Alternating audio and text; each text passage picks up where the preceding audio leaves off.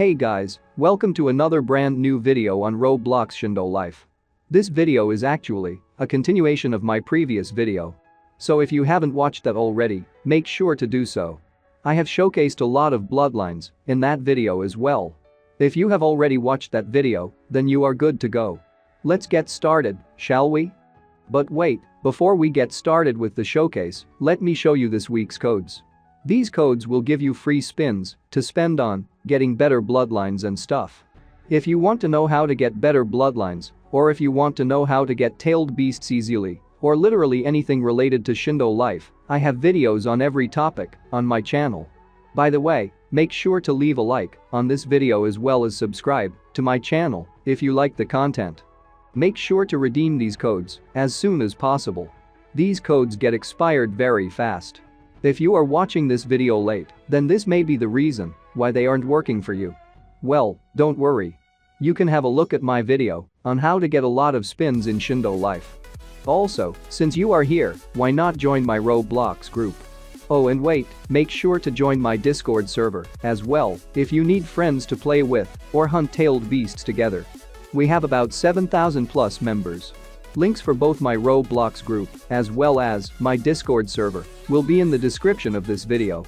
Now let's move on to the main topic of this video, showcasing bloodlines. Continuing from my previous Bloodlines Showcase video, I am now going to equip Sengoku, Tengoku, and Rengoku.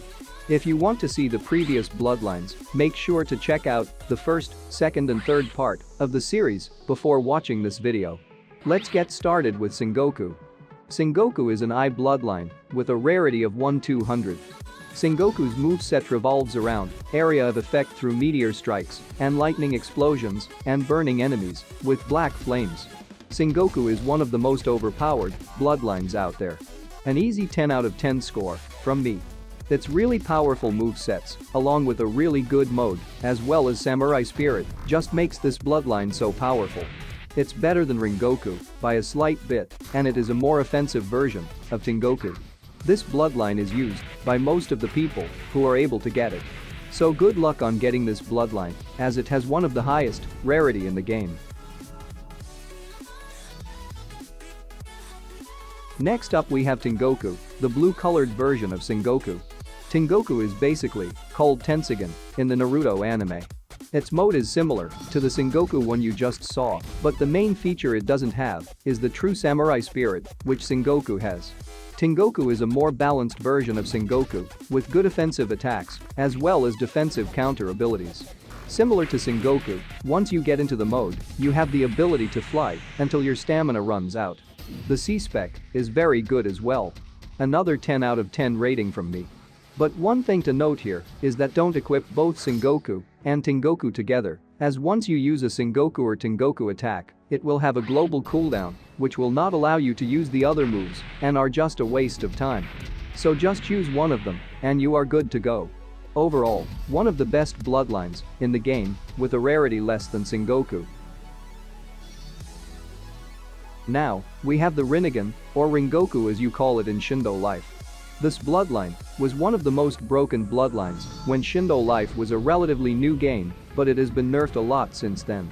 But even now, it's one of the best bloodlines to use and to fight multiple enemies, and is actually more fun to use than Sengoku and Tengoku in my opinion.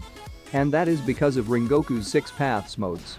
You will need to try it out a bit before you can master using the different modes and abilities. But once you get the hang of it, it's really fun. Also, its movesets have a high damage and area of effect damage, so that makes it really overpowered. Rengoku is an I bloodline with a rarity of 1/100. Rengoku's moveset is incredibly versatile, revolving around area of effect, stunning, and long-ranged attacks, making it ideal for any situation, especially war mode. And it's not too rare, you can get it with a bit of luck. Now, let's move on to the next batch. The previous batch was really overpowered, wasn't it? In our next batch, we got Wenziame, Nectar, as well as Shizun. Let's get started with Wenziame. Wenziame is a clan bloodline with a rarity of 1/40th. Wenziame's moveset revolves around shark-shaped water attacks, stunning, and chi draining. This bloodline belongs to Kisame Hashigake of the Akatsuki group in the Naruto anime. It has a mode as well. The mode is good since, while you are in this mode, the user's basic melee attacks absorb chi from enemies. This bloodline is used by many PvP players because of its water prison move. This move traps the opponent and gives you time to charge up your attacks or to prepare a combo to deal a finishing blow to the opponent. It's fun to use as well and is really useful in PvP. Next up, we got the Nectar bloodline. Nectar is a clan bloodline with a rarity of 175th. Nectar's moveset revolves around manipulating bees and honey to poison and stun enemies. It has a mode as well. While in the mode, you can use the mode's ability to summon a honeybee and can move around on it just like a tailed beast. It's an average bloodline and is not that powerful, and it doesn't have any special utility. So, overall this is a bloodline you can try out if you are bored of using the other bloodlines. Not that good, not that bad.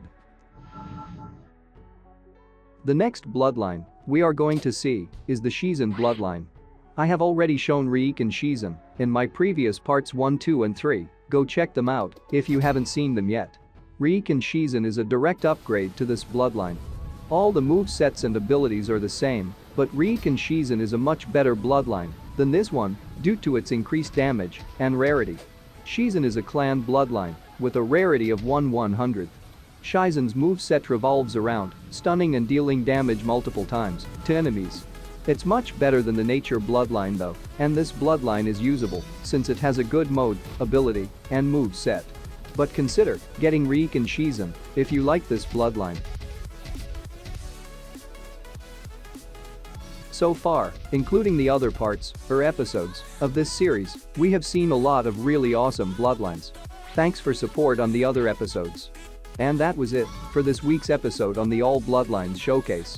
Make sure to leave a like, let's aim for 500 likes for the next part of the series where I will look at and showcase more bloodlines in the Shindo Life game. Go check out the previous episodes, part 1, part 2, and part 3 of this series if you haven't already. Also, let me know in the comments below which bloodlines do you have and which bloodlines are your favorite ones to use. Join my Discord server, the link is in the description of this video. We have over 10,000 members and you will have a lot of fun playing with the members there. I'll see you there. That's it for this video. I'll see you soon in another video. Peace.